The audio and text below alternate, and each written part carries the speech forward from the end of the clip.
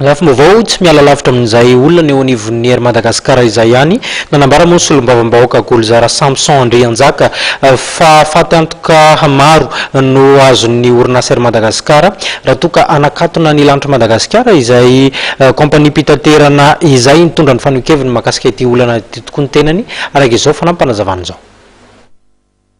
Tokony jerena aloha ny tombotsoan'ny mpanjifa voalohany indrindra.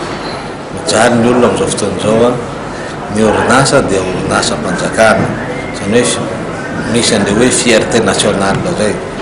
Ka raha tena hijery an'izay tsika dia farafaharatsiny aloha raha manao grevy dia na service minimum tsisy ao amin'ny ary Madagasikara.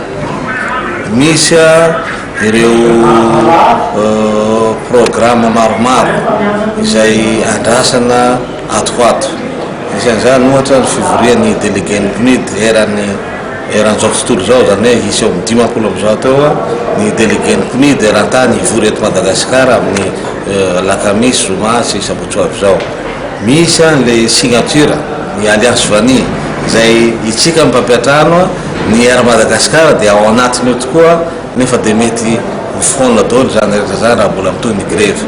Ka aiza ho aiza ny toerana misy an'i Madagasikara raha ohatra ka mandeha amin'izany grevy lava izany fa tsy hijery ny tombotsoan'ny mpanjifa zay. Mijaly ny olona amin'izao fotoana izao, maro ny tavela any amin'ny faratany, misy ireo vahiny tokony handeha na ho tonga mijaly ka anaovana antsoavo amin'ireo namana amin'ny armady fa tokony atao ny ampandehan'io orinasantsika efa manomboka miarina izy zao. Hamy koa ny mpiasa dia manao ny asa mahampiasa ny armady azy zay manatanteraka tsy ahasoan'ny orinasa.